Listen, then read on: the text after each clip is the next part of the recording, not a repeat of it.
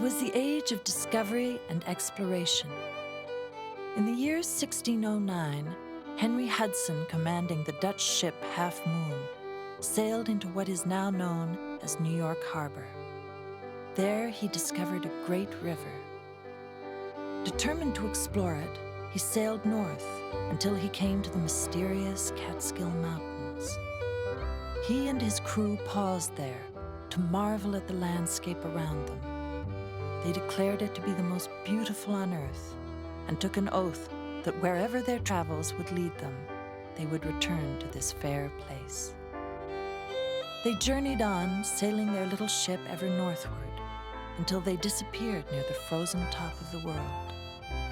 The way history books tell the story, Henry Hudson and his men were never seen again and never returned to those magical mountains or to the river that now bears his name.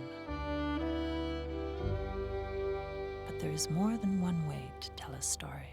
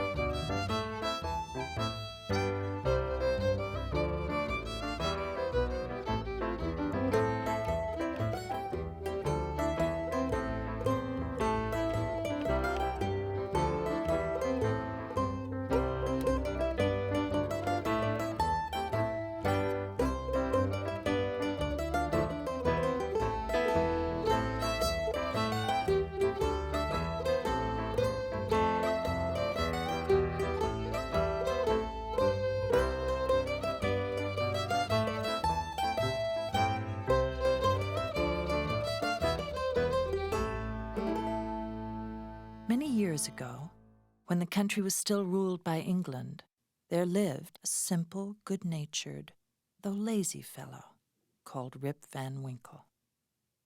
"Rip Van Winkle, Rip Van Winkle, get out of bed! It's past noon, your children are hungry, your field needs plowing, and I need some help. Oh, why did I ever marry you? I swear you are the laziest man who ever walked in shoes. Rip Van Winkle, you are sleeping your life away." Dame Van Winkle was upset again. Years of not having food to put on the table, only rags in which to dress Rip Jr. and little Sarah, and hard work day in and day out, while Rip was fishing or napping or off with his friends, had sharpened her anger. Rip shrugged his shoulders and smiled sheepishly. Sarah, her golden curls bouncing like bedsprings, hid in the empty cupboard with their dog, Wolf. Rip Jr., the spitting image of his father, napped contentedly, snoring away in the empty apple barrel. Rip's silence provoked his wife even further. "You're not good for anything!" She unleashed a barrage of threats and complaints that drove Rip to the only side of the house where he was comfortable, the outside.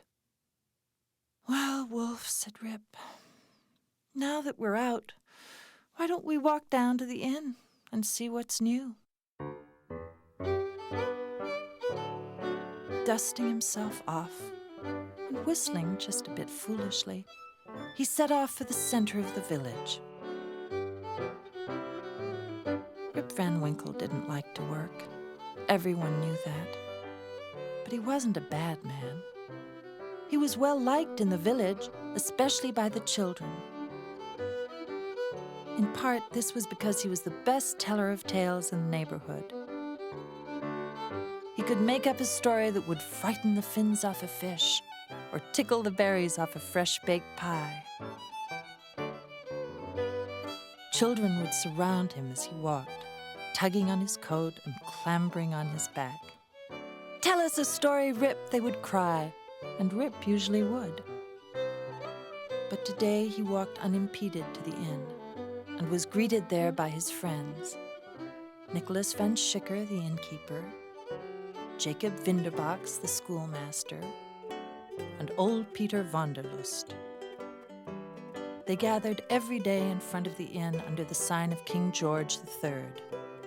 They sat in the shade, drinking ale, chewing over old gossip, and telling endless sleepy stories they'd all heard before.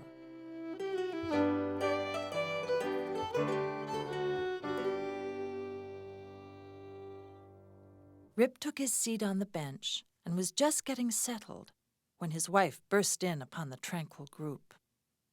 "I knew I'd find you here," she yelled, "wasting your afternoon away in the company of loafers. Our cupboard is bare, husband. We've got nothing for dinner. The woods are filled with game. Here is your gun and pack. Don't come home again until you've got something to show for yourself." With that, Dame Van Winkle spun on her heels and, driving her anger before her like a flock of geese, stormed down the road. There was no escaping this assignment. Rip sighed, bid farewell to his friends, and soon was trekking upward in the sunlit mountains.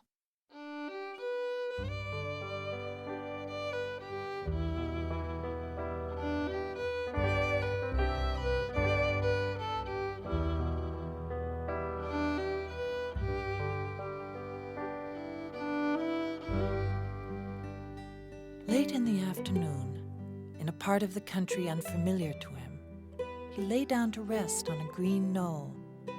From there, Rip could see the silvery Hudson far, far below, moving on its silent and majestic course. In the other direction, he looked into a deep, shadowed mountain glen, wild, lonely, and rugged.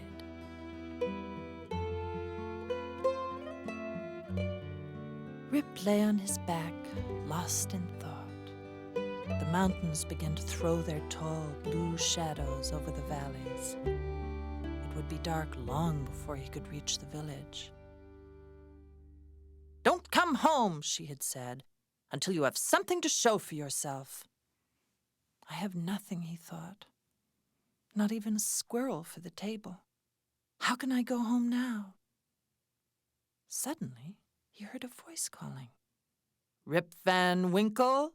He looked around, but saw no one. "Rip Van Winkle! Rip Van Winkle!" There it was again. With a low growl, Wolf jumped to his master's side. Rip looked down into the glen and saw a strange figure slowly climbing towards him, carrying a heavy load.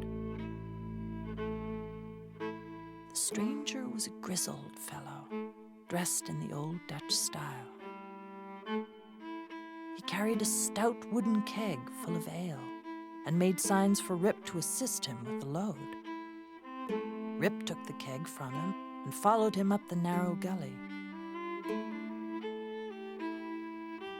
He heard long, rolling peals like distant thunder coming from a cleft in the lofty rocks towards which they climbed.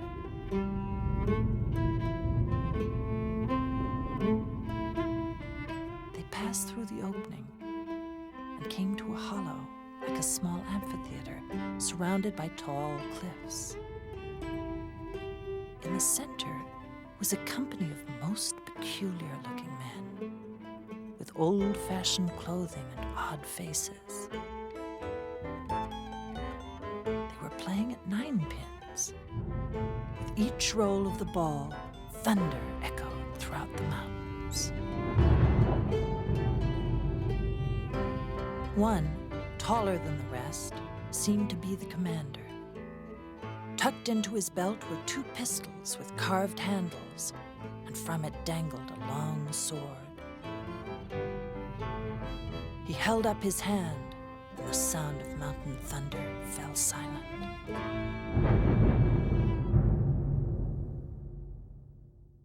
The men gathered around Rip and stared at him with such stern gazes that his heart flip-flopped and his knees banged together like spoons on a clothesline. The commander beckoned him to pour from the keg. Rip obeyed, emptying the contents into heavy old flagons produced by the company. The men silently quaffed their ale and went back to the game.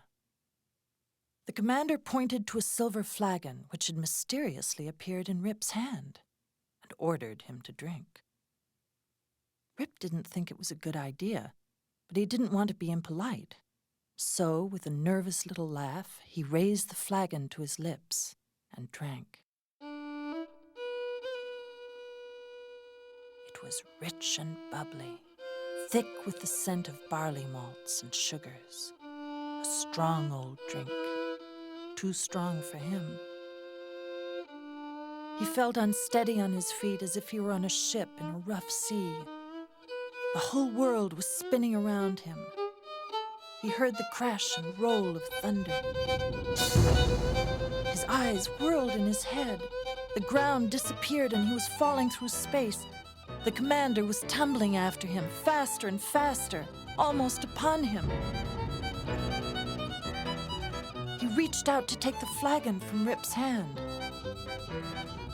Lightning flashed and thunder rolled.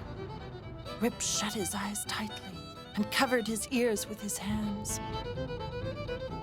I wish I weren't seeing this, he thought. I wish I weren't hearing this. I wish I were asleep. Blackness encircled him, and he got his wish, falling into the deepest sleep he or anyone else had ever had.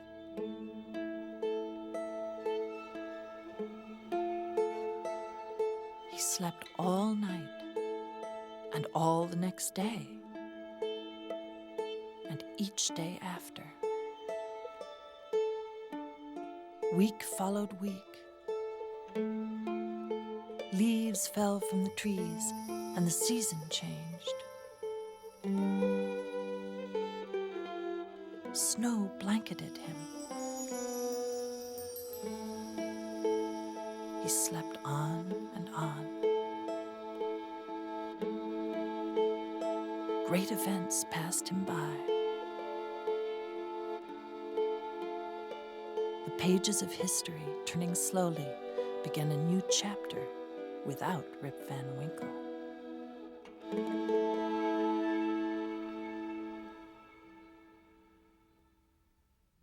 Then one morning he woke. Birds were hopping and twittering among the bushes, and an eagle was wheeling across the azure sky, soaring on the pure mountain breeze. He was on the green knoll where he had met the strange old man. Surely I haven't slept here all night, thought Rip. He looked around for his flintlock, but in its place found a rusty old gun. Wolf, too, was gone. He whistled after him and shouted his name, but no dog appeared. Rip felt quite stiff. Something was digging into his back. The flagon. It was tarnished and dented, but it was very definitely the same one from last night. "Oh, you wicked, wicked flagon," said Rip. He decided to return to the clearing to ask for his gun and dog. But on retracing his path of the night before, he was surprised to find a mountain stream foaming down the gully. With some difficulty, he reached the place where the opening in the cliffs had been. Imagine his astonishment when he discovered no trace of the clearing or of the strange men. Only a high, impenetrable wall of rock over which the stream came tumbling in a sheet of feathery foam. What was to be done? He couldn't stay here, but he dreaded meeting his wife. He shook his head, shouldered the rusty old flintlock, and with a heart full of trouble and strife, turned toward home. As he approached the village, he met a number of people he didn't recognize.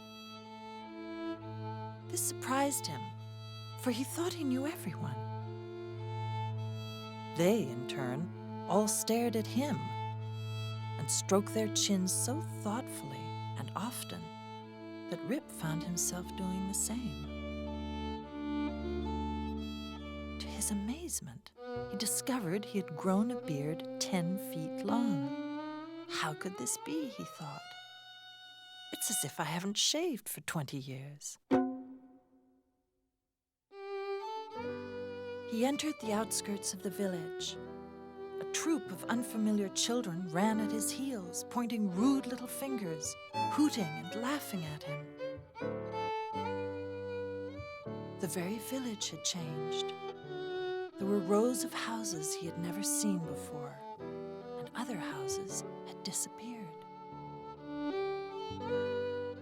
Was he losing his mind? Surely this was his own village, which he had left only the day before. Those wicked men have played a trick on me, he thought, and their ale has boggled my brain. He found the way to his own house and approached it with dread. He expected at any moment to hear the angry, accusing voice of Dame Van Winkle. "Don't come home until you've got something to show for yourself," she had said. "I've lost everything, and all I've got to show for it is this beat-up old flagon. I'm no good to anyone," wailed Rip. "No good at all. I'll change, wife, I promise. From now on, I'll work harder than any man." Rip tried to open the door, but it came off its hinges. His house was falling apart. The roof had caved in, and the windows were shattered. He called loudly for his wife and children. The lonely rooms echoed his call, then were silent.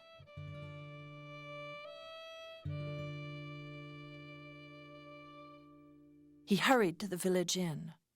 A large new building, the Union Hotel, stood in its place. From the top of a white flagpole fluttered an unfamiliar banner of stars and stripes. Even the portrait of King George was different.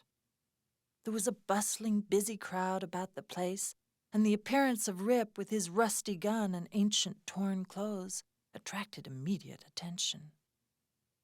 One man asked on which side he would vote. Another fellow inquired whether he was a Federal or a Democrat. Rip was at a loss to answer. He didn't even understand the questions. "Alas, gentlemen," said Rip, "I am a poor, quiet man, a native of this village and a loyal subject of King George, bless him." A great shout burst from the bystanders. "Spy! A spy! Arrest him!" Rip was alarmed. "I mean no harm," he cried. "I came in search of my friends and neighbors.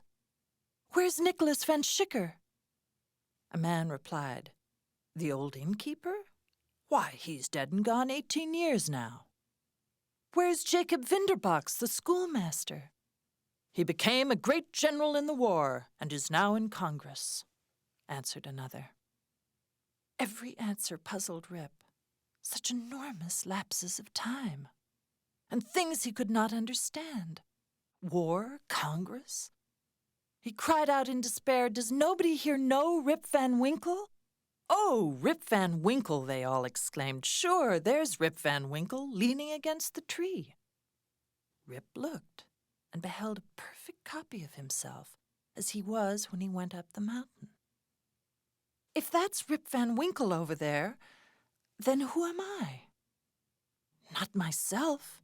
Somebody else for sure. I was myself when I fell asleep on the mountain. Now everything has changed and I'm not me. I don't know who I am." At that moment, Rip spotted a lively young woman with a head full of golden curls. She held a chubby child in her arms, who, frightened by Rip's long white beard, began to cry. "Hush, little Rip, hush, little boy. The old man won't hurt you," she said. The name of the child, the way the mother looked and spoke, pierced poor Rip's heart. "Tell me, what is your name, young woman?" he asked. "My name is Sarah Gardner." "And your father's name?" "Ah, my father. Rip Van Winkle was his name. It's been 20 years since he went away from home. His dog came home without him, and we searched the country all around. Nobody knows what happened to him. I was but a little girl then." Here she faltered and brushed a tear from her cheek. I'm sad to say my brother and I grew up without him, and he was sorely missed. Rip had one more question. With a shaking voice, he asked, "And your mother? Where's your mother?" "My mother," replied Sarah, "raised us herself, and seeing us full grown, decided on a change of life. It has been 2 years since she married a traveling peddler and traveled with him to South America."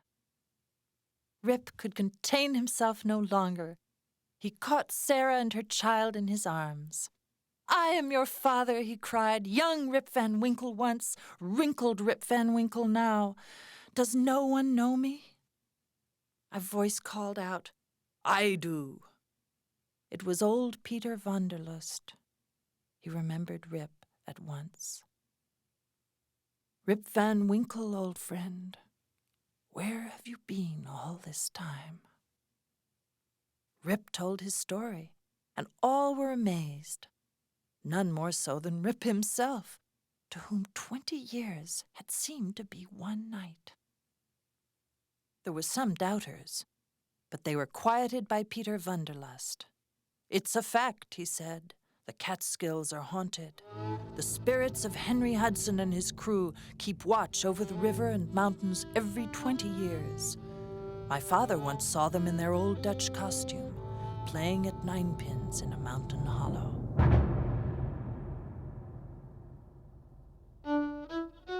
To make a long story short, the crowd broke up and returned to its business. Sarah took Rip home to live with her. She had a snug, well-furnished house and a stout, cheery farmer for a husband, whom Rip remembered as one of the boys who used to climb upon his back. As to Rip Jr., he was the very image of his father. He could never be found when there was work to be done. And now that Rip wanted to work, he discovered that no one expected him to. Having nothing to do at home, he took his place on the bench by the oak tree in front of the hotel. Catching up on events, he learned there had been a Revolutionary War, that the country had overthrown the rule of Old England, and that he was now a free citizen of the United States of America. Bless them, one and all. He became quite a celebrity. People came from far and wide to hear him tell his story. And tell it he did, over and over. At first it varied a bit. Doubtless this was because he had only recently awakened. At last, it settled down precisely to the tale I have just related, and every man, woman, and child in the village knew it by heart. There were some who still doubted the truth of it. The old Dutch inhabitants, however, gave it full credit. Even to this day, they never hear a thunderstorm in the Catskills without saying that Henry Hudson and his crew were playing at ninepins.